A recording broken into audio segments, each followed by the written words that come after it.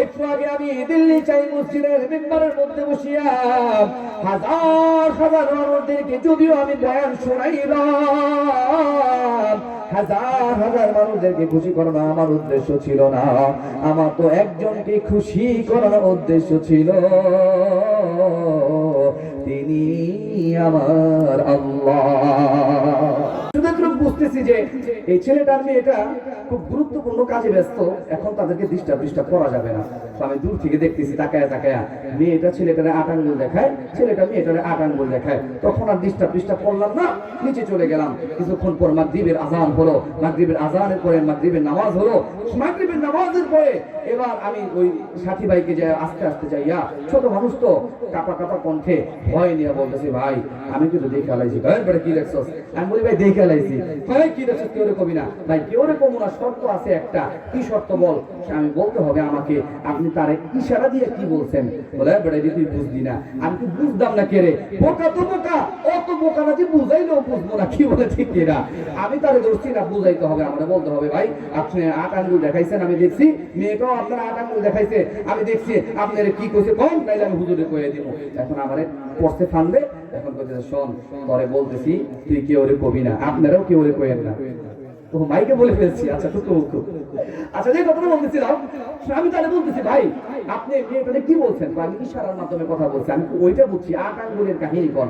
এখন অনেক পিড়াপিড়ি করার পর আমার যে উত্তরটা দিছে, অনেক যুবকরাও জানো না, যুবকরা মাঝে মাঝে মনে করে আমরা হুজুররা বুঝি মাদ্রাসা বলে আমাদের ডাল ভাত খাই আর চার দেওয়ালের ভিতরে থাকি, আর আমরা মোল্লা মৌলবীরা কিছুই বুঝি না। হুজুররা যা জানে আর যা বুঝে, তোমরা আগামী 20 বছরে তা বুঝবা না। কি বলে ঠিক কিনা?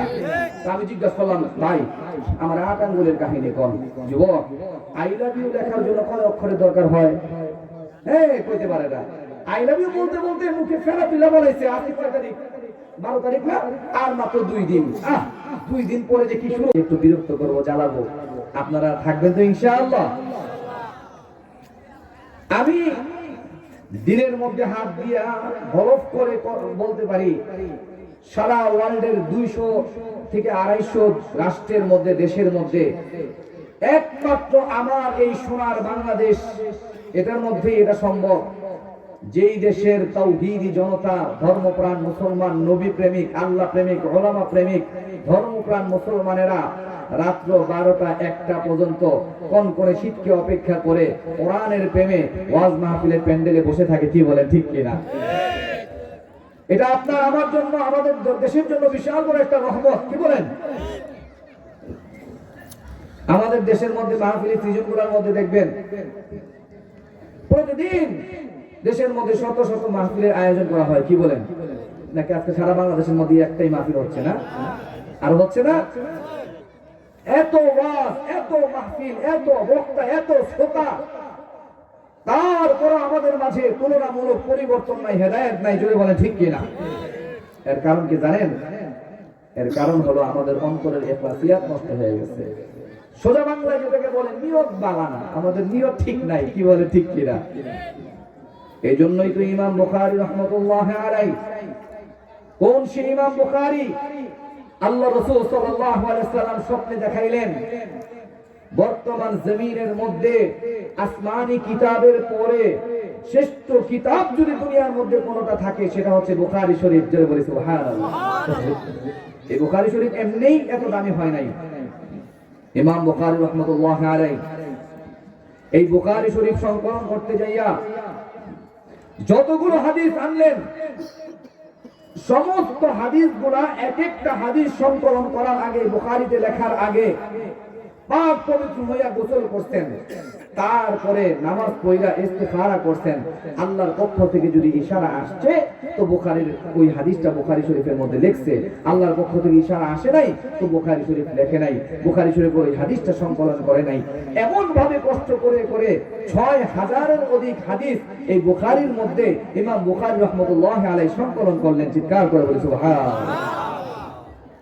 এই 6000 হাদিস আনার পরে ইমাম বুখারী রাহমাতুল্লাহি আলাইহি এক নম্বরে বুখারী শরীফের মধ্যে যে হাদিসটা আনলেন, বুখারী রাহমাতুল্লাহি আলাইহি এই বুখারী শরীফের প্রথম হাদিস যেটা আনলেন, قال رسول الله صلى الله عليه وسلم ইন্নামাল আমালু বিন্নিয়াত। ইমাম বুখারী রাহমাতুল্লাহি আলাইহি বুখারী শরীফের মধ্যে 1 নম্বরে যে হাদিসটা আনলেন, নিয়তের হাদিস। কেন আল্লাহ রাসূল সাল্লাল্লাহু আলাইহি ওয়াসাল্লাম হাদিস সংকলন করতে যায় বুখারীর মধ্যে সর্বপ্রথম নিয়তের হাদিস আনছে কেন? কারণ হচ্ছে কিয়ামতের দিন আমার মতো বহু বক্তা আল্লাহর কাছে ধরা পড়ে যাবে। কি বলেন, ঠিক কি না? আল্লাহ বহু বক্তাকে ডাকবেন, এই বক্তা এদিকে আসো। জি আল্লাহ। কেন বয়ান করছো? আল্লাহ আপনার খুশির জন্য বয়ান করছি। বলে না, তোমাকে মানুষ বড় বক্তা বলবে, বড় ওয়াইজ বলবে, মানুষ তোমারে বাহবা দিবে, মোটা মোটা বান্ডিল দিবে, এই জন্য বয়ান করছো। কি বলে, ঠিক কি না? আজকে আমার জান্নাতের মধ্যে তোমার জায়গা নাই, যাও চলে যাও। কিয়ামতের দিন বহু হাজীদেরকে ডাক দিবে আল্লাহ। ডাক দিয়ে বলবে, হাজী হজ কেন করছো? হাজী বলবে, আল্লাহ আপনার খুশির জন্য করছি। আল্লাহ বলবে, না, মানুষ তোমাকে হাজী বলবে এই জন্য হজ করছো। আল্লাহ বলবে, আজকে আমার জান্নাতের মধ্যে তোমার জায়গা নাই। কিয়ামতের দিন বহু এরকম দানবীরকে আল্লাহ জিজ্ঞেস করবেন, এই দানবীর এদিকে আসো। জি আল্লাহ, কেন দান করছো? আপনার সন্তুষ্টির জন্য দান করছি। আল্লাহ বলবে, না, আমার জন্য নয়, মানুষ তোমাকে বড় দানবীর বলবে এই জন্য দান করছো। আজকে আমার জান্নাতের মধ্যে তোমার জায়গা নাই, এই জন্য তুমি আজকে জাহান্নামের মধ্যে চলে যাও। তাহলে বোঝা গেল আপনি আমি যা কিছু ইবাদত করি বা না করি, আমাদের সমস্ত ইবাদতের মূল হচ্ছে আমাদের নিয়ত। কি বলেন, ঠিক কি না? নিয়ত ঠিক, সব ঠিক, নিয়ত বানানা সব আমল বরবাদ। কি বলেন, ঠিক কি না? এই জন্য মাহফিলের মধ্যে বসছেন, বড় বড় বক্তাদের বয়ান শুনবেন। তবে আমি ছোট মানুষের আপনাদের প্রতি অনুরোধ থাকবে একটাই, যে আমরা বয়ানে বসার আগে আমাদের নিয়তটা ঠিক করতে হবে। রাজি আছেন ইনশাআল্লাহ? নিয়ত কেমনে ঠিক করতে হবে? বর্তমানে বক্তাদের নিয়ত কি জানেন? আমরা যারা বয়ান করি অধিকাংশ বক্তার মনের মধ্যে নিয়ত হলো, বয়ান যখন করব বয়ানের সুরটা সুন্দর হবে, মানুষ আমাকে বাহবা দিবে আর মোটা মোটা বান্ডিল দিবে। কি বলে, ঠিক কি না? আবার আপনারা জোরে জোরে ঠিক যারা বলতেছেন, আপনারাও তো খুব ভালো মানুষ, কিন্তু না আপনি ভাব করবেন। আপনারাও মাহফিলের মধ্যে আসেন যে একবারে খুব আল্লাহকে সন্তুষ্টির জন্য, সবাইকে বলছি না, কিছু কিছু মানুষের কথা বলতেছি। বর্তমানে বক্তা বয়ান করে মানুষ পাবলিক খুশি করার জন্য, আর পাবলিক আসে হলো ভাইরাল দেখার জন্য আর সুর শোনার জন্য। কি বলে, ঠিক কি না? নিয়ত উভয়ে ঠিক করতে হবে। আমরাও তো বক্তা, আগের জামানার বক্তারাও তো বক্তা ছিল। আগের জামানার বক্তারা কেমন আল্লাহ ওয়ালা ছিল। খাজা ইসমাইল শহীদ রাহমাতুল্লাহি আলাইহি অনেক বড় একজন আল্লাহ ওয়ালা ছিল। ওলামা একরাম বলতে পারে এই খাজা ইসমাইল শহীদ রাহমাতুল্লাহি আলাইহি অনেক বড় একজন বক্তাও ছিল, অনেক বড় একজন আলেমও ছিল। কেন বললাম? বর্তমান জামানায় বক্তা হওয়ার জন্য অনেক বড় আলেম হইতে হয় না, শুধু ভাইরাল হইলেই চলে। 5 ইঞ্চি এই বর্তমান জামানায় 26 ইঞ্চি, 25 ইঞ্চি, 20 ইঞ্চি, এরপরে নব মুসলিম, এরপরে আবার আছে আমাদের সমাজের মধ্যে। বর্তমানে কিয়ামতের আলামত বের হইছে, কিছু বক্তা বের হইছে, ইউটিউবের মধ্যে সার্চ দিবেন, প্রতিবন্ধী বক্তা আছে না নাই? এগুলো হলো কিয়ামতের আলামত। কি বলেন, ঠিক কি না? তো আমরাও বক্তা, আগের জামানার বক্তারও বক্তা ছিল। খাজা ইসমাইল শহীদ রাহমাতুল্লাহি আলাইহি বয়ান করার জন্য গেছেন দিল্লি শাহী মসজিদে। 1 ঘন্টা বয়ান করতে, 1.5 ঘন্টা বয়ান করতে, বয়ান করে শেষ, চলে যাবে। এমন সময় খাজা ইসমাইল শহীদ রাহমাতুল্লাহি আলাইহির সঙ্গে সিঁড়ির মধ্যে একটা যুবকের দেখা। যুবকটা খাজা ইসমাইল শহীদকে নামে চিনে, নাম শুনছে, কিন্তু কখনো দেখে নাই বা চিনে না। কারণ ওই জমানায় তো বর্তমান জমানার মতো ইউটিউব, টুইটার, ভাইবার, ফেসবুক ছিল না। কি বলে, ঠিক কিনা? বর্তমানে তো মাহফিলে বক্তা দাওয়াত দিলে আমার যুবক ভাইয়েরা খুব সচেতন, আগে বক্তার নাম সার্চ দেয়, বক্তার বয়ান ভালো নেই। কি বলে, ঠিক কিনা? ডক্টর মিজানুর রহমান আজহারী নাম শুনছেন না? মাওলানা হাফিজুর রহমান সিদ্দিক কুয়াকাটা নাম শুনছেন না? আজকে যদি আমাদের গোয়ালমারি, ফরিদপুর কোন বাজারে যদি আসে, আমরা দেখলে চিনবো কি চিনবো না? চিনবো। কেন? নেটে দেখছি। কি বলেন? তো খাজা ইসমাইল শহীদ রাহমাতুল্লাহি আলাইহিকে ও যুবকটা, ওই সময় তো নেট কিছুই ছিল না, নামে চিনে, চেহারায় চিনে। এখন খাজা ইসমাইল শহীদ রাহমাতুল্লাহি আলাইহি বয়ান শেষ করে যখন চলে যাবেন, এমন সময় যুবকটা খাজা ইসমাইলকে ডাক দিয়ে বলে, এই মুরব্বী বাবা, আমাকে একটা প্রশ্নের উত্তর দেন। তো বলতেছে, বাবা কি জানতে চাও বলো। বলতেছে, মুরব্বী, আমি শুনেছি আজকে কিনা এই দিল্লি শাহী মসজিদের মধ্যে অনেক বড় একজন আলেম খাজা ইসমাইল শহীদের আসার কথা, উনি কখন আসবে, কখন বয়ান করবে? তো দিল্লি শাহী মসজিদের মধ্যে খাজা ইসমাইল শহীদ যুবকটাকে ডাক দিয়ে বলতেছে, বাবা তুমি যে ইসমাইল শহীদের বয়ান শোনার জন্য আসছো, তুমি একটু দেরি করে ফেলছো, উনি তো বয়ান করে শেষ করে ফেলছে, উনি এখন চলে যাচ্ছেন। এই কথাটা বলার সঙ্গে সঙ্গে খাজা ইসমাইল শহীদ রহমতুল্লাহ আলাইহি দু চোখের ওই যুবকটা দু চোখের পানি ছেড়ে ছেড়ে কান্না করা আরম্ভ করে দিল। খাজা ইসমাইল শহীদ রহমতুল্লাহ আলাইহি ডাক দেয়া বলে, যুবক কেন তুমি কান্না করতেছো, বলো না। যুবকটা ডাক দেয়া বলতেছে, ও মুরব্বী বাবা, আমি এই জন্য কান্না করতেছি, কারণ হলো আমি যুবকটা এখান থেকে 1 মাইল 2 মাইল নয়, আমি খাজা ইসমাইল শহীদের বয়ান শোনার জন্য 4 মাইল দূর থেকে পায়ে হেঁটে হেঁটে আসলাম। আমি খাজা ইসমাইল শহীদের বয়ান শুনতে পারলাম না, এই জন্য আমার মনের মধ্যে বড় আফসোস হচ্ছে, মনের মধ্যে বড় দুঃখ লাগতেছে। খাজা ইসমাইল শহীদ রহমতুল্লাহ আলাইহি এবার আর নিজের পরিচয়টা গোপন করে রাখতে পারলেন না। খাজা ইসমাইল শহীদ রহমতুল্লাহ আলাইহি ডাক দেয়া বলে, যুবক 4 মাইল দূর থেকে তুমি পায়ে হেঁটে হেঁটে যে খাজা ইসমাইল শহীদের বয়ান শোনার জন্য আসছো, আমি কইলাম সেই খাজা ইসমাইল। আমার ভাইয়েরা, খাজা ইসমাইল শহীদ রহমতুল্লাহ আলাইহি এবার যুবকটাকে ডাক দেয়া বলে, যুবক 4 মাইল দূর থেকে তুমি যে খাজা ইসমাইল শহীদের বয়ান শোনার জন্য আসলা, আমি হইলাম সেই খাজা ইসমাইল। তোমার কোনো চিন্তা নাই, তোমার কোনো পেরেশানি নাই। একটু আগে আমি দিল্লি শাহী মসজিদের মেম্বারের মধ্যে বসিয়া হাজার হাজার মানুষকে যে বয়ানটা শোনাইলাম, এই মেম্বারের মধ্যে বসির মধ্যে বসিয়া তুমি যুবকটাকে আমি পরিপূর্ণ বয়ানটা পুনরায় আবার শুনিয়ে দেব। আমার ভাইয়েরা, এবার খাজা ইসমাইল শহীদ রহমতুল্লাহ আলাইহি ওই যুবকের হাতটা ধরিয়া সিঁড়ির মধ্যে বসাইয়া এবার খাজা ইসমাইল শহীদ রহমতুল্লাহ আলাইহি বয়ান করা শুরু করে দেয়। খাজা ইসমাইল শহীদ বয়ান করতেছে, যুবকটা বয়ান শুনতেছে, খাজা ইসমাইল বয়ান করতেছে। এমন অবস্থা দেখিয়া দিল্লি শাহী মসজিদের সিঁড়ির মধ্যে চতুর্দিকে হাজার হাজার মানুষের ভিড় জমে যায়, কিন্তু খাজা ইসমাইল শহীদ রহমতুল্লাহ আলাইহি ডাইনেও তাকায় না, বামেও তাকায় না, সামনেও তাকায় না, পিছনেও তাকায় না। খাজা ইসমাইল শহীদ রহমতুল্লাহ আলাইহি বয়ান করতেছে, বয়ান করতে করতে করতে করতে একটু আগে দিল্লি শাহী মসজিদের মেম্বারের মধ্যে বসিয়া হাজার হাজার মানুষদেরকে যে বয়ানটা শোনাইল, ওই পরিপূর্ণ বয়ানটা ওই যুবকটাকে সিঁড়ির মধ্যে বসায়া ওই পরিপূর্ণ বয়ানটা ইসমাইল শহীদ আবার শুনিয়ে দেয়। আমার ভাইয়েরা, এবার খাজা ইসমাইল শহীদ রহমতুল্লাহ আলাইহি বয়ান করা যখন শেষ হয়ে যায়, ডাইনে বামের সামনে পিছনে তাকায় দেখে হাজার হাজার মানুষের ভিড় জমে গেছে। এবার খাজা ইসমাইল শহীদ রহমতুল্লাহ আলাইহি ডাক দিয়ে বলে, রে আল্লাহর গোলামের দল, তোমরা আমার চতুর্দিকে কেন হাজার হাজার মানুষ ভিড় জমাইছো? একজন যুবক ডাক দিয়ে বলে, ও খাজা ইসমাইল, আপনার কি মাথা নষ্ট হয়ে গেছে কিনা? আপনি কি পাগল হয়ে গেছেন কিনা? ইসমাইল শহীদ ডাক দিয়ে বলে, কেন বাবা কেন? ডাক দিয়া বলতেছে, একটু আগে না আপনি দিল্লি শাহী মসজিদের মেম্বারের মধ্যে বসিয়া হাজার হাজার মানুষদেরকে আপনি বয়ান শোনাইলেন, এখন আবার এই দিল্লি শাহী মসজিদের সিঁড়ির মধ্যে বৈশাখী যুবকটাকে কেন পরিপূর্ণ বয়ানটা আবার শোনায় দিলেন? এবার খাজা ইসমাইল শহীদ রহমতুল্লাহ আলাইহি ডাক দিয়া বলে, আল্লাহর গোলাম,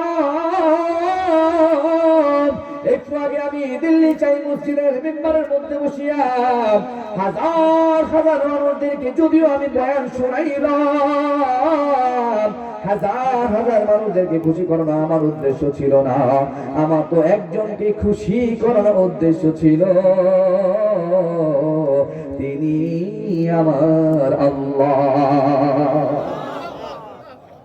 আমার ভাইরা, এবার খাজা ইসমাইল শহীদ রহমতুল্লাহ আলাইহি ডাক দিয়া বলতেছে, রে আল্লাহর গোলাম, একটু আগে আমি দিল্লি শাহী মসজিদের মিম্বরের মধ্যে বসিয়া হাজার হাজার মানুষদেরকে যদিও বয়ান শোনাইলাম, ওই জায়গায় আমার একজনকে খুশি করানোর উদ্দেশ্য ছিল, তিনি আমার আল্লাহ। এই সিঁড়ির মধ্যে বৈশাখ যদিও আমি একটা যুবকটাকে বয়ান শোনাই, এখানেও তো ওই একজনকে খুশি করানোর উদ্দেশ্য, তিনি আমার আল্লাহ সুবহানাল্লাহ। আগের জামানার আল্লাহ আমাদের অবস্থাটা কেমন ছিল, আজকাল কিছু বক্তা বেরোইছে, মানুষ কম হইলে আমি এখানে কি বয়ান করবো, আমার বয়ান উঠবে না, এমন কথা বললে বলা বক্তা আমাদের সমাজে আছে না নাই? এই জন্য আজকের বয়ানের সর্বপ্রথম নসিহত আপনাদেরকে নয়, আমি আমাকে করতে চাই, আর আমি আল্লাহর কাছে দোয়া করতে চাই, আল্লাহ জীবনে যতদিন কোরআনের দাওয়াত দেব, যতদিন মাহফিল করব, ওয়াজ করব, একমাত্র আপনার সন্তুষ্টির জন্য যেন কথা বলতে পারি, আল্লাহ আমাকে তৌফিক দান করুন, সকলে বলে আমিন। 2 নম্বরে আপনাদের প্রতি নসিহত থাকবে, আজকের মাহফিল থেকে আপনারা পাক্কা ওয়াদা করবেন ইনশাআল্লাহ আজকে থেকে আমরা মাহফিলগুলোর মধ্যে যাব, কিন্তু আমরা ভাইরাল দেখার জন্য আর সুর শোনার জন্য যাব না, আমরা একমাত্র আল্লাহর সন্তুষ্টির জন্য হেদায়েতের উদ্দেশ্যে কথা শুনবো। রাজি আছেন ইনশাআল্লাহ? কে কে রাজি আছেন? হাত তোলা লাগাতে লিল্লাহি তাকবীর, আল কোরআনের আলো, আল্লাহ কবুল করুন, সকলে বলে আমিন। আমার ভাইরা, এবার আসুন আপনাদের খেদমতে কোরআনুল কারীমের অত্যন্ত মোস্ট ইম্পর্টেন্ট অত্যন্ত গুরুত্বপূর্ণ একটা সূরার কয়েকটা আয়াত আপনাদের খেদমতে তেলাওয়াত করেছি। মুহাদ্দিসিনদের নিকট লক্ষ লক্ষ প্রসিদ্ধ হাদিস থেকে ছোট্ট একটা হাদিস আপনাদের খেদমতে পেশ করেছি। আল্লাহ যদি তৌফিক দান করেন, আমাদের আজকের মাহফিলের প্রধান আকর্ষণ মুফতি ইলিয়াস রহমান জিহাদি হাফিজাহুল্লাহ আসার আগে আগে আমি ইনশাআল্লাহ এই সম্পর্কে কিছু আলোচনা করার চেষ্টা করব। আপনারা ধৈর্যের সাথে বসবেন আর শুনবেন তো ইনশাআল্লাহ। আল্লাহ আমাদের তৌফিক দান করুন, সকলে বলে আমিন। আমার ভাইরা, আমি আপনাদের খেদমতে কোরআনুল কারীমের 114টা সূরার মধ্যে যেই সূরাটা তেলাওয়াত করলাম, ওই সূরাটার নাম হচ্ছে সূরাতুল কলম। এই সূরাতুল কলম এটা কেমন একটা সূরা? সরকার দু আলম, সরকার দু জাহা, আমার নবী বিশ্ব নবী সাল্লাল্লাহু আলাইহি সাল্লাম ডাক দিয়ে বলেন সূরাতুল কলম এটা এমন একটা সূরা যে সূরাতুল কলমের মধ্যে আমার আল্লাহ আমি বিশ্ব নবীর চরিত্র, আমি বিশ্ব নবীর গুণাগুণ, আমি বিশ্ব নবীর প্রশংসা বর্ণনা করেছেন। চিৎকার করে বলে সুবহানাল্লাহ। আমরা নবীকে ভালোবাসি তো ইনশাআল্লাহ। তাহলে আজকে নবীর ভালোবাসায় আমরা নবীর প্রশংসা যে সূরাটার মধ্যে করছে, ওই সূরাটা থেকে আমরা আলোচনা শুনবো। রাজি আছেন ইনশাআল্লাহ? আমার ভাইয়েরা, কোরআনুল কারীমের মধ্যে আরেকটা সূরা আছে, যে সূরাটার নাম হচ্ছে সূরাতুল ইখলাস, কুল হুয়াল্লাহু সূরা। আল্লাহ নবী সাল্লাল্লাহু আলাইহি ওয়াসাল্লাম আপনারা যেমন আমার সামনে বসে আছেন, আল্লাহ নবী সাল্লাল্লাহু আলাইহি ওয়াসাল্লামের সামনে সমস্ত সাহাবারা বসা, এমন সময় আল্লাহ নবী ঘোষণা দিলেন, সাহাবীরা রে, তোমাদের মধ্য থেকে কারো মহব্বত ভালোবাসা যদি কুল হুয়াল্লাহু সূরার সঙ্গে হয়ে যায়, তার সম্পর্ক কেমন যেন আমার আল্লাহর সঙ্গে হয়ে যায়। কারণ কুল হুয়াল্লাহু সূরা এটা এমন একটা সূরা যে সূরা কুল হুয়াল্লাহর মধ্যে আমার আল্লাহ নিজের পরিচয় গুণাগুণ বর্ণনা করেছে। সুবহানাল্লাহ। আমার ভাইরা, আল্লাহ নবী সাল্লাল্লাহু আলাইহি ওয়াসাল্লাম এই ঘোষণাটা দেওয়ার পর কয়েকদিন পর একজন সাহাবাকে একটা এলাকার মধ্যে ইমাম বানায় পাঠাইছে। ওই সাহাবার কণ্ঠের আওয়াজটা বড় সুন্দর। এখন ওই সাহাবাকে যখন একটা এলাকার মধ্যে ইমাম বানায় পাঠাইছে, কিন্তু ইমামের কণ্ঠের আওয়াজ যদিও সুন্দর হয়, কিন্তু ইমাম সাহেব 5 ওয়াক্ত নামাজে শুধু কুল হুয়াল্লাহু সূরা দিয়ে নামাজ পড়ায়। ফজরের নামাজে কুল হুয়াল্লাহু, যোহরের নামাজে কুল হুয়াল্লাহু, আসরের নামাজে কুল হুয়াল্লাহু, মাগরিবের নামাজে কুল হুয়াল্লাহু, 5 ওয়াক্ত নামাজে কুল হুয়াল্লাহু সূরা দিয়ে নামাজ পড়ায়। কিন্তু আলহামদুলিল্লাহ ওই জামানাটা কত সুন্দর সোনালী যুগ ছিল, আর বর্তমান যুগটা কেমন যুগ। 5 ওয়াক্ত নামাজে ইমাম সাহেব 1 সূরা কুল হুয়াল্লাহু সূরা দিয়ে নামাজ পড়ায়, কিন্তু ইমাম সাহেবকে একজন মুসল্লিও এই প্রশ্ন করে না, হুজুর 5 ওয়াক্ত নামাজে কেন কুল হুয়াল্লাহু সূরা দিয়ে নামাজ পড়ান? এই প্রশ্নটাও কেউ করে না। আর বর্তমান জামানার বিশেষ কিছু কিছু মসজিদগুলোর মধ্যে এমন হয়ে গেছে, এক সূরা ফাতিহা ঠিক মতো বলতে পারে না, মুইতা ঠিক মতো পানি নেয় না, ইমাম সাহেবকে সোজা করতে যায়। ইমাম সাহেব হচ্ছে সমাজের নেতা, এই ইমাম সাহেবের মুখে বড় বড় কথা বলে, ইমাম সাহেবকে সোজা করতে যায়, এমন জালেম আমাদের সমাজের মধ্যে আছে না? ইমাম সোজা করতে যায়, ঠিক মতো বললে সূরা ফাতিহা বলতে পারবে না, উলামা ইকরামের বিরুদ্ধে কথা বলতে যায়, এমন লোক যদি আপনারা সমাজের মধ্যে পান, জুতা দিয়ে বাইরে সোজা করবেন। রাজি আছেন ইনশাআল্লাহ? এই সমস্ত বেয়াদবদেরকে সাইজ করতে হবে, কারণ উলামা ইকরাম হচ্ছে আল উলামা ওয়ারাসাতুল আমবিয়া, উলামা ইকরাম হচ্ছে নবীর ওয়ারিস, তাদের সম্মান করতে হবে কি হবে না? আমার ভাইরা, পাঁচ ওয়াক্ত নামাজি কুল হুয়াল্লাহু সূরা দিয়ে নামাজ পড়ায়, কিন্তু কেউ প্রশ্ন করে না। কয়েকদিন পর ওই এলাকার একটা কাফেলা আল্লাহ নবীর কাছে গেলেন। নবীর কাছে যাওয়ার পর এবার আল্লাহ নবী সাল্লাল্লাহু আলাইহি ওয়াসাল্লাম জিজ্ঞেস করছেন, এই অমুক এলাকার লোকেরা, তোমাদের এলাকার মধ্যে তো আমি আমার একজন সাহাবাকে পাঠাইলাম, আমার সাহাবার কণ্ঠের আওয়াজ বড় সুন্দর, ইমাম হিসেবে পাঠাইলাম, তো আমার দেওয়া ইমামটা তোমাদের কেমন লাগছে, পছন্দ হয়েছে নি? তো জিজ্ঞেস, তারা বলতেছে, ইয়া রাসূলুল্লাহ, আপনি ইমাম পাঠাইছেন, পছন্দ আবার না হয় কিভাবে? পছন্দ হয়েছে, তবে একটু সমস্যা। কি সমস্যা? বলে আপনার সাহাবী যখন নামাজের মধ্যে নামাজ পড়ায় তার কণ্ঠের আওয়াজ সুন্দর, আর দেখবেন মসজিদের ইমাম সাহেবের কণ্ঠের আওয়াজ যদি সুন্দর হয়, মধুর হয়, পিছন থেকে আমরা মুসল্লিরা নামাজের মধ্যে মনে মনে বলি, আহ ইমাম সাহেবের কণ্ঠের আওয়াজ কতই না মধুর, ইমাম সাহেব একটু দুইটা তিনটা আয়াত বাড়ায় বাড়ায় তেলাওয়াত করুক, লম্বা লম্বা সূরা তেলাওয়াত করুক, কি বলে ঠিক কিনা? এখন ডাক দিয়ে বলেছে, নবী ইমাম পাঠাইছেন ভালো কথা, কিন্তু আপনার পাঠানো ইমাম পাঁচ ওয়াক্ত নামাজে শুধু সূরা শুধু কুল হুয়াল্লাহু সূরা দিয়ে নামাজ পড়ায়, আর কোনো সূরা পড়ে না। আল্লাহ নবী বলে বলো কি, আমার সাহাবাকে আমার নিকট ডেকে নিয়ে আসো। এবার যখন ডেকে নিয়ে আসা হলো, আল্লাহ নবী ডাক দিয়ে বলে, এই সাহাবী, তোমার কণ্ঠের আওয়াজ সুন্দর, তোমার ইমাম হিসেবে পাঠাইলাম, কিন্তু তুমি বলে পাঁচ ওয়াক্ত নামাজে কুল হুয়াল্লাহু সূরা দিয়ে নামাজ পড়াও। সাহাবী ডাক দিয়ে বলেন, ইয়া রাসূলুল্লাহ, 100% সত্য কথা, পাঁচ ওয়াক্ত নামাজে আমি কুল হুয়াল্লাহু সূরা দিয়ে নামাজ পড়াই। আল্লাহ নবী ডাক দিয়ে বলে, সাহাবী রে, পাঁচ ওয়াক্ত নামাজে কেন কুল হুয়াল্লাহু সূরা দিয়ে নামাজ পড়াও? তুমি কি আর কোনো সূরা জানো না? ওই সাহাবী ডাক দিয়ে বলে, নবী আমার, কে বলেছে আমি কুল হুয়াল্লাহু সূরা ছাড়া আর কোনো সূরা জানি না? আমি তো একজন 30 পারা হাফেজে কোরআন। এবার আল্লাহ নবী ডাক দিয়ে বলে, সাহাবী রে, তুমি যদি 30 পারা হাফেজে কোরআন হও, তাহলে তুমি পাঁচ ওয়াক্ত নামাজে কেন কুল হুয়াল্লাহু সূরা দিয়ে নামাজ পড়াও? সাহাবী ডাক দিয়ে বলে, নবী আমার, কেন আপনার কি মনে নাই, কয়েকদিন পূর্বে আমি আপনার কাছে গিয়েছিলাম মসজিদে নববীর মধ্যে, আপনার নসিহত শোনার জন্য গিয়েছিলাম। এমন সময় আপনি বলেছেন আপনার কোন সাহাবার মধ্য থেকে কারো সম্পর্ক ভালোবাসা মুহাব্বত যদি সূরাতুল ইখলাসের সঙ্গে হয়ে যায়, কুল হুয়াল্লাহু সূরার সঙ্গে হয়ে যায়, তার সম্পর্ক কেমন যেন আমার আল্লাহর সঙ্গে হয়ে যায়। আমি আমার মালিক আল্লাহকে মুহাব্বত করার জন্য, আমি আমার মালিক আল্লাহর ভালোবাসা পাঁচ ওয়াক্ত নামাজে কুল হুয়াল্লাহু সূরা দিয়ে নামাজ পড়াই। সাহাবী এই কথা বলতে দেরি, আমার আল্লাহ আসমান থেকে জিবরাইলের মাধ্যমে ওই সাহাবার জন্য সুসংবাদ পাঠাইতে আসছে, কিন্তু দেরি করে না।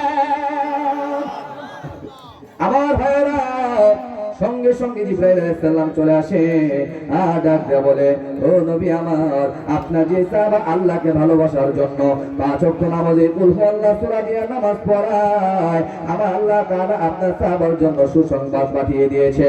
আপনার যে সাহাবা পাঁচ ওয়াক্ত নামাজে কুল হুয়াল্লাহু সূরা দিয়ে নামাজ পড়ায়, আমার আল্লাহ আপনার সাহাবার জন্য সুসংবাদ পাঠিয়ে দিয়েছে। কিয়ামতের দিন আমার আল্লাহর কাছে এই কুল হুয়াল্লাহু সূরার মুহাব্বত, ভালোবাসা আল্লাহর কাছে সুপারিশ করে করে করে করে আপনার সাহাবাকে আল্লাহর তৈরি জান্নাতের মধ্যে ঢুকে দেবে। তাহলে এই সূরাতুল ইখলাস কুল হুয়াল্লাহু সূরাকে আমরা ভালোবাসতে রাজি আছি না নাই? আল্লাহ আমাদের তৌফিক দান করুন, সকলে বলে আমিন।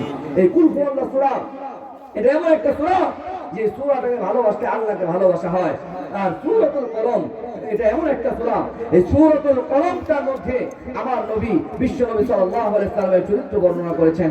এই জন্য সূরাতুল কলমটাকে ভালোবাসলে আমার নবী ডাক দিয়া বলে, কেমন যেন আমি বিশ্ব নবীকে ভালোবাসা হয়। আর কেউ যদি বিশ্ব নবীকে ভালোবাসতে পারে, আমার নবী ডাক দিয়া বলে, সে আমি নবীর সাথে জান্নাতের মধ্যে যাবে। চিৎকার করে বলে সুবহানাল্লাহ। নবীর সাথে জান্নাতে যেতে রাজি আছেন ইনশাআল্লাহ? আল্লাহ কবুল করুন, সকলে বলে আমিন। আমার ভাইরা, তাহলে আসুন আমরা এবার সূরাতুল কলমের মধ্যে আল্লাহ নবী সাল্লাল্লাহু আলাইহি ওয়াসাল্লামের শানে মানে আল্লাহ নবী প্রশংসা করতে যাইয়া আল্লাহ কি বলতে চায় আমরা একটু সূরা কলমের ভিতরের দিকে ঢুকি। রাজি আছেন ইনশাআল্লাহ? সূরা কলমের মধ্যে 1 নম্বরে আল্লাহ রাসূল সাল্লাল্লাহু আলাইহি ওয়াসাল্লামের প্রশংসা করতে যাইয়া আল্লাহ তাআলা যেই আয়াতের মাধ্যমে সূরাতুল কলম শুরু করলেন, আল্লাহ তাআলা সূরাতুল কলমের মধ্যে বলেন বিসমিল্লাহির রহমানির রহিম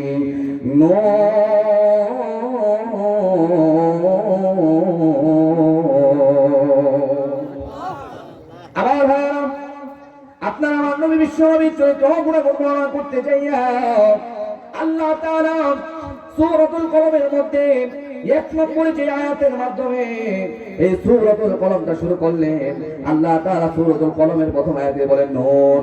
এখন ওই নুন শব্দের আয়াতের তরজমাটা কি, অর্থটা কি, ব্যাখ্যাটা কি? এই দুনিয়ার মধ্যে যত বড় বড় মুফতি মুহাদ্দিস থাকুক না কেন, যত বড় বড় আলেম থাকুক না কেন, এই নুন শব্দের আয়াতের তরজমা কেউ করতে পারে না। সুবহানাল্লাহ। আমার ভাইরা, কোরআনুল কারীমের মধ্যে কিছু কিছু আয়াত আছে, ওই আয়াতগুলো তরজমা দুনিয়ার কোনো মুফতি মুহাদ্দিস করতে পারে না। যেমন আমার আল্লাহ তাআলা কোরআনুল কারীমের কোন কোন জায়গায় বলেন আলিফ লাম মিম আলিফ লাম রা তাহা কাফ ইয়া আইন সাদ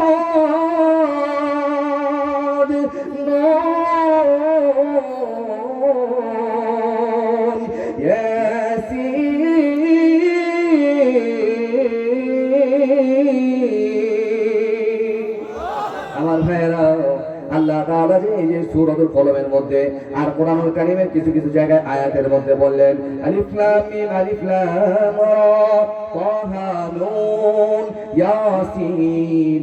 এই আয়াতগুলোর তরজমা দুনিয়ার কোন মুফতি মুহাদ্দিস জানে না, তবে সমস্ত উলামায়ে কেরাম মিলে এই কথা বলতে বাধ্য হয়েছে। এই যে কোরআনুল কারীমের মধ্যে আমার আল্লাহ বলছে আলিফ লাম মিম আলিফ লাম রা তাহা, এই আয়াতগুলো হলো আমার আল্লাহ এবং আল্লাহর নবীর ভালোবাসার বিশেষ একটা ভাষা। সুবহানাল্লাহ। কষ্ট হচ্ছে? শেষ করে দেব? একটু পরে এমনি শেষ করতে হবে, কারণ আমাদের আজকের মাহফিলের প্রধান আকর্ষণ হযরত মাওলানা ইলিয়াস রহমান জিহাদি হাফিজাহুল্লাহ কিছুক্ষণের মধ্যে চলে আসবে ইনশাআল্লাহ। যে কথাটা বলতেছিলাম, ভালোবাসার ভাষা, আল্লাহ এবং আল্লাহর নবীর ভালোবাসার ভাষা এই আলিফ লাম মিম নুন কাফ হা ইয়া আইন সদ। এখন ভালোবাসার ভাষাটা কেমন হয় এটা বোঝানোর জন্য আমি আমার বাস্তব জীবনের একটা ঘটনা আপনাদেরকে শোনাইতে চাই। আমি যখন হাফেজে কোরআন হই, তো হাফেজে কোরআন হওয়ার জন্য যখন ভাই এগুলো একটু পরে করেন, হুজুর যখন আসবে এগুলা করলে সবার নজর থাকে আপনাদের দিকে। আমার ভাইরা, কি কথাটা বলতেছিলাম, আল্লাহ রাসূল সাল্লাল্লাহু আলাইহি ওয়াসাল্লাম এর শানে যে আয়াতটা বললো নুন, এই যে আয়াতগুলো হচ্ছে আল্লাহ এবং আল্লাহর নবীর ভালোবাসার বিশেষ ভাষা। এই ভাষাটা কেমন হয় বোঝানোর জন্য আমি আমার বাস্তব জীবনের একটা ঘটনা বলতেছি। আমি যখন হাফেজে কোরআন হই, ওই হাফেজে কোরআন হওয়ার জন্য যখন মাদ্রাসার মধ্যে ভর্তি হই, ওই মাদ্রাসার মধ্যে দেখবেন মাঝে মাঝে যাবেন মাদ্রাসাগুলোর মধ্যে দেখবেন, কারণ বাংলাদেশের মধ্যে বর্তমান জামানায় এক ধরনের নাস্তিক মুরতাদের বাচ্চা তৈরি হয়েছে, যারা বলে মাদ্রাসাগুলোর ভিতরে সন্ত্রাস তৈরি হয়, জঙ্গি তৈরি হয়। কি বলেন ঠিক কিনা? এমন কথা বলতে বলা জালেম আমাদের সমাজের মধ্যে আছে না নাই? এই সমস্ত জালেমের বাচ্চাদেরকে বলতে চাই, যারা বলে মাদ্রাসাগুলোর মধ্যে জঙ্গি তৈরি হয়, সন্ত্রাস তৈরি হয়, তারা মাদ্রাসায় আইসা দেখ মাদ্রাসাগুলোর মধ্যে কি তৈরি হয়। মাদ্রাসাগুলোর মধ্যে সন্ত্রাস তৈরি হয় না, মাদ্রাসাগুলোর মধ্যে জঙ্গি তৈরি হয় না, মাদ্রাসাগুলোর মধ্যে আল্লাহ ওয়ালা তৈরি হয়। কি বলে ঠিক কিনা? মাঝে মাঝে আসবেন, এই যে আপনি যে মাদ্রাসার উসিলায় যে মাহফিলের আয়োজন, এই মাদ্রাসায় আসবেন, তখন আসবেন সময়টাও বলে দিই, ঠিক ফজরের নামাজের আগ মুহূর্তে 1 ঘন্টা আগে ফজরের আযান যখন দেয়, এই ফজরের আযানের 1 ঘন্টা আগে মাদ্রাসাগুলোর মধ্যে আয়েশা দেখবেন কি হয়। আপনার আমার মতো মানুষগুলা নাকের মধ্যে তেল দিয়া নাক ডাইকা আরামসে বাসার মধ্যে ঘুমায়, কিন্তু এই সমস্ত মাদ্রাসাগুলোর মধ্যে ফজরের আযানের 1 ঘন্টা আগে সুবহে সাদেকের সময় যদি আসেন, তাহলে দেখবেন এই সমস্ত মাদ্রাসাগুলোর মধ্যে কচি কাঁচা ছোট ছোট বাচ্চাগুলা কনকনে শীতের মধ্যে ঠান্ডা পানি দিয়ে ওযু কইরা জায়নামাজের মধ্যে দাঁড়ায় যায়, আর জায়নামাজের মধ্যে দাঁড়াইয়া তারা তাহাজ্জুদের নামাজের মধ্যে দাঁড়ায় যায়, আর তাহাজ্জুদের নামাজটা শেষ কইরা তারা আল্লাহর কাছে সিজদায় পড়ে যায়, মুনাজাতে দুটি হাত আল্লাহর কাছে উঠায়া রোনাজারি করে আর কান্না করে আর ডাক দিয়ে বলে, আল্লাহ আপনি আমাকে একজন হাফেজে কোরআন বানান, আয় আল্লাহ আমাকে একজন আলেমে কোরআন হিসেবে আপনি কবুল করে নেন, আয় আল্লাহ আপনি আমার মাদ্রাসাকে কবুল করে নেন, আয় আল্লাহ আপনি আমার উস্তাদকে কবুল করে নেন, হে আল্লাহ আপনি আমার মা বাবাকে কবুল করে নেন। এই সমস্ত ছোট ছোট বাচ্চাগুলো তাহাজ্জুদের নামাজ পড়ে আল্লাহর কাছে যখন ভোর রাতে কান্নাকাটি করে আর বলে, আল্লাহ আপনি আমার এলাকার মধ্যে রহমত নাজিল করেন, আমার দেশের উপর রহমত নাজিল করেন। এই যুবক তোমরা ইউটিউব, টুইটার, ভাইবার দেখে গুগল সার্চ করে এত গুনাহ করার পরও আল্লাহ তাআলা কেন আযাব গজব দেয় না? আল্লাহ আযাব গজব আমাদের গুনার কারণে দিত, কিন্তু ছোট ছোট কচি কাঁচা বাচ্চাগুলো যখন ফজরের আগে তাহাজ্জুদের নামাজের সময় যখন চোখের পানিগুলো ছাইরা আল্লাহর কাছে মোনাজাত করে আর মোনাজাত করে, আল্লাহর কসম আল্লাহ তাআলা আপনার আমার নয়, এই সমস্ত ছোট ছোট কচি কাঁচা বাচ্চাগুলার মোনাজাতের উসিলায় আল্লাহ তাআলা আসমান থেকে রহমত বৃষ্টির মতো সকিনা নাজিল করে। কি বলে ঠিক কিনা? এই জন্য মাদ্রাসাগুলোর মধ্যে মাঝে মাঝে আসবো, মাদ্রাসাগুলোর মধ্যে মাঝে মাঝে এসে দেখবো, মাদ্রাসাগুলোর ছাত্রদের খবরাখবর নেব। রাজি আছেন ইনশাআল্লাহ? আল্লাহ তৌফিক দান করুন, সকলে বলে আমিন। আমার ভাইয়েরা আসুন, যে কথাটা বলতেছিলাম, মাদ্রাসাগুলোর মধ্যে দেখবেন আসরের নামাজের পরে একটু খেলাধুলার সুযোগ দেওয়া হয়, তাই না? আমাকে একদিন আসরের নামাজের সময় যখন হাফেজে কোরআন হলো, আসরের নামাজের পরে খেলাধুলার সময় দেওয়া হলো ঢাকায়। তো আমি যখন মাদ্রাসার ছাদে বিকালে উঠলাম খেলাধুলা করার জন্য, বয়স আমার তখন 7 থেকে 8 বছর হবে।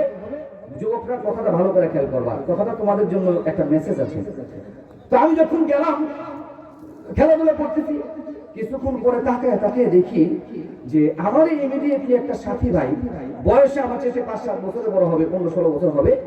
এই ছেলেটা কিছুক্ষণ পর পর পাশের বাসার একটা মেয়েকে ইশারা দিয়ে 8 আঙ্গুলের মাধ্যমে কি যেন বলে। আমি তো বোকা শোকা মানুষ, অত কিছু বুঝি না। আমি শুধু একটু বুঝতেছি যে এই ছেলেটার মেয়েটা খুব গুরুত্বপূর্ণ কাজে ব্যস্ত, এখন তাদেরকে ডিস্টার্ব করা যাবে না। তো আমি দূর থেকে দেখতেছি তাকায়া মেয়েটা ছেলেটারে 8 আঙ্গুল দেখায়, ছেলেটা মেয়েটারে 8 আঙ্গুল দেখায়। তখন আর ডিস্টার্ব করলাম না, নিচে চলে গেলাম। কিছুক্ষণ পর মাগরিবের আযান হলো, মাগরিবের আযানের পরে মাগরিবের নামাজ হলো। মাগরিবের নামাজের পরে এবার আমি ওই সাথী ভাইকে যাই আস্তে আস্তে যাইয়া, ছোট মানুষ তো কাপা কণ্ঠে ভয় নিয়ে বলতেছি, ভাই আমি কিন্তু দেখে আলাইছি। ভাই কি দেখছস? আমি বলি, ভাই দেখে আলাইছি। ভাই কি দেখছস? কেউ রে কবি না। ভাই কেউ রে কমু না, শর্ত আছে একটা। কি শর্ত বল? আমি বলতে হবে আমাকে, আপনি তারে ইশারা দিয়ে কি বলছেন? বলে, বেটা তুই বুঝলি না। আমি কি বুঝতাম না? কে রে বোকা? তো বোকা, অত বোকা না যে বুঝাইলেও বুঝবো না। কি বলে ঠিক কিনা? আমি তারে ধরছি না, বুঝাইতে হবে, আমরা বলতে হবে, ভাই আপনি 8 আঙ্গুল দেখাইছেন, আমি দেখছি। মেয়েটাও আপনার 8 আঙ্গুল দেখাইছে, আমি দেখছি। আপনার কি কইছে কম, তাইলে আমি হুজুরে কয়ে দিব। এখন আমারে পড়তে ফানবে, এখন কইছে, শোন তোরে বলতেছি, তুই কেউ রে কবি না, আপনারাও কেউ রে কইেন না। ও মাইকে বলে ফেলছি। আচ্ছা আচ্ছা, যে কথাটা বলতেছিলাম, আমি তাহলে বলতেছি, ভাই আপনি মেয়েটাকে কি বলছেন? আমি ইশারার মাধ্যমে কথা বলছি। আমি ওইটা বুঝছি, 8 আঙ্গুলের কাহিনী কোন। এখন অনেক পিড়াপিড়ি করার পর আমার যে উত্তরটা দিছে, অনেক যুবকরাও জানো না, যুবকরা মাঝে মাঝে মনে করে আমরা হুজুররা বুঝি মাদ্রাসাগুলোর মধ্যে ডাল ভাত খাই আর চার দেওয়ালের ভিতরে থাকি, আর আমরা মোল্লা মৌলবীরা কিছুই বুঝি না। হুজুররা যা জানে আর যা বুঝে, তোমরা আগামী 20 বছরে তা বুঝবা না। কি বলে ঠিক কিনা? আমি জিজ্ঞাসা করলাম, ভাই আমার 8 আঙ্গুলের কাহিনী কোন? যুবক, আই লাভ ইউ লেখার জন্য কয় অক্ষরের দরকার হয়? কইতে পারে না। আই লাভ ইউ বলতে বলতে মুখে ফেরা পিলা বলাইছে। আজকে কয় তারিখ? 12 তারিখ না? আর মাত্র 2 দিন। 2 দিন পরে যে কি শুরু হবে, আল্লাহ আমাদেরকে 14 ফেব্রুয়ারির বেহায়া দিবস থেকে আল্লাহ আমাদেরকে হেফাজত করুন, সকলে বলে আমিন। তো যুবক, 14 ফেব্রুয়ারি আই লাভ ইউ বলতে বলতে মুখে তুমি ফেনা তুলে ফেলছো। আই লাভ ইউ লেখার জন্য কয় অক্ষরের দরকার হয় এটা তুমি জানো না। আই লাভ ইউ এটা লেখার জন্য 8 অক্ষরের দরকার হয়। কি বলেন? যদি বিশ্বাস না হয় সার্চ দিয়ে দেখো, আই লাভ ইউ লেখার জন্য 8 অক্ষরের দরকার হয়। এখন আমাকে ওই যুবকটা ডাক দিয়ে বলতেছে, আমার ওই সাথী ভাই ডাক দিয়ে বলতেছে, শোন আমি যদি তারে মুখ দিয়ে আই লাভ ইউ বলি, আর সে যদি আমার মুখ দিয়ে আই লাভ ইউ বলে, হুজুররা শুনে ফেলবে, তার মা বাবা শুনে ফেলবে, মাইর খাইতে পারি। এই জন্য ইশারায় আমি আই লাভ ইউ বলি। আমি বললাম, ইশারায় কেমনে আই লাভ ইউ বলেন? বলে, আই লাভ ইউ লেখার জন্য জন্য 8 অক্ষরের দরকার হয়, এই জন্য আমি তারে 8 আঙ্গুল দেখাইলাম, মানে আমি তোমারে 8, আবার ও আমারে 8 আঙ্গুল দেখাইলো, মানে আমিও তোমারে আই লাভ ইউ। হ্যাঁ গো কথানি বুই না আমার বাঁচা গেছে নষ্ট হইয়া হ্যাঁ হয়ে যাওয়ার মতো অবস্থা। আমি বলি ভাই আর বলতে হবে না, আপনার 8 আঙ্গুল নিয়ে আপনার আই লাভ ইউ নিয়ে আপনি থাকেন, আমি গেলাম। এই কথা বইলা আমি চলে আসলাম।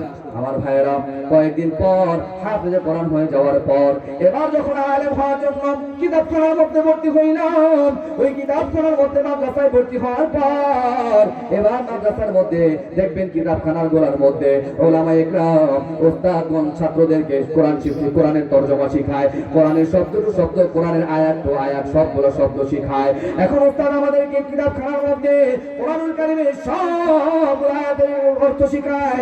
আলহামদুলিল্লাহি রাব্বিল আলামিন, সমস্ত প্রশংসা একমাত্র রব্বুল আলামিনের জন্য, সৃষ্টিকর্তার জন্য।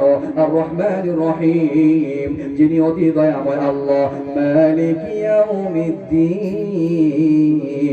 যিনি বিচার দিনের মালিক আল্লাহ।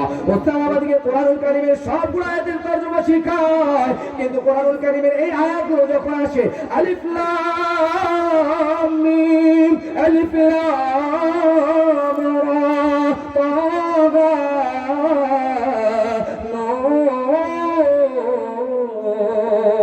এই আয়াতগুলো যখন আসে, এই আয়াতগুলোর তরজমা ওস্তাদ আমাদেরকে শিখায় না। ওস্তাদকে জিজ্ঞাসা করলাম, হুজুর কোরআনুল কারীমের সবগুলো আয়াতের তরজমা শিখান, কিন্তু এই আয়াতগুলো যখন আসে আলিফ লাম মিম, আলিফ লাম রা, কাফ হা ইয়া আইন সাদ নুন, এই আয়াতগুলোর তরজমা কেন শিখান না? ওস্তাদ ডাক দিয়ে বলে, বাবা রে কেমনে শিখাবো আমি তো জানি না। আমি বললাম, কেন জানেন না? বলে, বাবা রে আমি জানবো কি, কোনো উলামা ইকরামই তো জানে না, কেউ জানে না। তবে বাবা এই কথাটা ভালো করে শুনে নাও, এই যে আলিফ লাম মিম, আলিফ লাম রা, তাহা কাফ হা ইয়া আইন সাদ, এগুলো হলো আমার আল্লাহ এবং আল্লাহর নবীর ভালোবাসার বিশেষ একটা ভাষা। সঙ্গে সঙ্গে আমার ওই যে রাসূলের পরের কথা মনে পড়ে যায়। আমি মনে মনে চিন্তা করি, দুনিয়ার সামান্য প্রেমিক প্রেমিকার ভালোবাসার কোন ভাষা যদি থাকতে পারে, আমার আল্লাহ এবং আল্লাহ নবীর ভালোবাসার ভাষা থাকতে পারে কি পারে না? এই জন্য আপনার আমার নবী বিশ্ব নবী সাল্লাল্লাহু আলাইহি সাল্লামের চরিত্র গুণ বর্ণনা করতে যাইয়া, প্রশংসা করতে যাইয়া আল্লাহ তাআলা সূরাতুল কলমের মধ্যে 1 নম্বরে ভালোবাসার মহব্বতের আয়াত নুন শব্দের মাধ্যমে, আয়াতের মাধ্যমে সূরাতুল কলমকে শুরু করলেন। চিৎকার করে বলে সুবহানাল্লাহ। এবার আসুন সামনের আয়াতে, সূরাতুল কলমের সামনের আয়াতে আল্লাহ কি বলতে চায়? আল্লাহ বলেন, ওয়াল কলামি ওয়া মা ইয়াসতুরুন,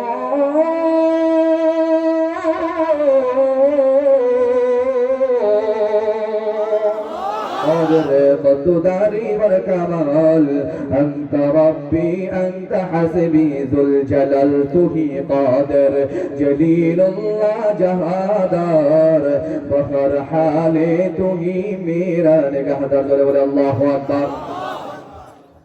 আমার ভাইরা আল্লাহ তাআলা আপনার আমার নবী বিশ্বনবী সাল্লাল্লাহু আলাইহি সাল্লামের চরিত্র গুণ বর্ণনা করতে যাইয়া সূরাতুল কলমের মধ্যে আল্লাহ তাআলা দ্বিতীয় আয়াতের মধ্যে বলেন, ওয়াল কলামি ওয়া মা ইয়াসতুরুন, আল্লাহ তাআলা কসম কাটেন, কলমের কসম কেটে কেটে আপনার আমার নবীর প্রশংসা করে। এখন আল্লাহ তাআলা আপনার আমার নবীর চরিত্র গুণ বর্ণনা করতে যাইয়া কলমের কসম কেন কাটে বা কসম কেন কাটে? কসম কাটার কারণ হলো, দেখবেন দুইজন বন্ধু, একজন বন্ধু আরেকজন বন্ধুকে একটা সংবাদ দেয়, খবর দেয়, কথা বলে, কিন্তু ওই বন্ধু ওই কথাটা বিশ্বাস করতে চায় না। অনেক পিরাপিরি করার পর ওই বন্ধু যখন কথাটা বিশ্বাস করতে চায় না, তখন তাকে বিশ্বাস করার জন্য বলে, মাথায় হাত দিয়া বলে, আল্লাহর কসম করে বলি। যখন কসম কাটা হয় তখন মানুষের কথাটা বিশ্বাস হয়। জোরে বলেন ঠিক কি না? কসম কাটার মাধ্যমে সামনের কথা বা কথাটার মূল্যায়ন বেড়ে যায়। ঠিক তেমনি ভাবে আপনার আমার নবী বিশ্ব নবী সরকার আলম নবীর প্রশংসা করতে যাইয়া আল্লাহ তাআলা কলমের কসম কেটে কেটে আপনার আমার নবীর চরিত্র গুণ বর্ণনা করে। সুবহানাল্লাহ। এখন প্রশ্ন নম্বর 2, আল্লাহ তাআলা আপনার আমার নবীর চরিত্র গুণ বর্ণনা করতে যাইয়া কলমের কসম কেন কাটলো? কি প্রশ্ন আসে না? আল্লাহ তাআলা তো আপনার আমার নবী বিশ্ব নবীর চরিত্র গুণ বর্ণনা করতে যাইয়া পাহাড়ের কসম কাটতে পারতো, চাঁদের কসম কাটতে পারতো, সূর্যের কসম কাটতে পারতো, স্বর্ণের কসম কাটতে পারতো, হীরার কসম কাটতে পারতো, কিন্তু আমার আল্লাহ আপনার আমার নবী বিশ্বনবী চরিত্র গুণাগুণ বর্ণনা করতে যাইয়া স্বর্ণের কসম কাটলেন না, হীরার কসম কাটলেন না, চাঁদের কসম কাটলেন না, সূর্যের কসম কাটলেন না। আল্লাহ তাআলা আপনার আমার নবী বিশ্বনবীর চরিত্র গুণাগুণ বর্ণনা করতে যাইয়া কলমের কসম কেন কাটে? তিরমিজি শরীফ খুইলা দেখেন, তিরমিজি শরীফের মধ্যে আল্লাহ রাসূল সাল্লাল্লাহু আলাইহি ওয়াসাল্লামের হাদিসের মধ্যে বলে, আমার আল্লাহ তাআলা আপনাকে আমাকে শুধু তাই নয়, কুল কায়নাত বানানোর একদিন দুই দিন নয়, 50,000 বছর আগে আমার আল্লাহ সর্বপ্রথম যে জিনিসটাকে বানাইলেন ওই জিনিসটার নাম হলো কলম। আল্লাহু আকবার। তিরমিজি শরীফের মধ্যে আছে এবং তাফসীরের কিতাব তাফসীরের অক্ষরের মধ্যেও এই কথাটা আছে যে আল্লাহ তাআলা আসমান জমিন কুল কায়নাত বানানোর 50,000 বছর আগে আল্লাহ কলম সৃষ্টি করলেন। আর ওই কলমকে আল্লাহ বললেন, হে কলম তুমি আসমান জমিন কুল কায়নাতের ভাগ্য লেখো, তোমাকে ভাগ্য লেখার জন্য বানাইলাম। জোরে বলে সুবহানাল্লাহ। এই জন্য সূরাতুল কলমের মধ্যে আমার আল্লাহ তাআলা আল্লাহ নবী সাল্লাল্লাহু আলাইহি সাল্লামের চরিত্র গুণাগুণ বর্ণনা করতে যাইয়া আল্লাহ তাআলা কলমের কসম কেটে কেটে আপনার আমার নবীর চরিত্র গুণাগুণ বর্ণনা করে চিৎকার করে বলে সুবহানাল্লাহ। এবার আসুন সূরাতুল কলমের 3 নম্বর আয়াতে আমার আল্লাহ কি বলতেছে, আমরা সামনের দিকে আগাই। আল্লাহ তাআলা সূরাতুল কলমের এর পরের আয়াতের মধ্যে বলতেছেন, মা আনতা বিনিআমাতি রাব্বিকা বিমাজনুন।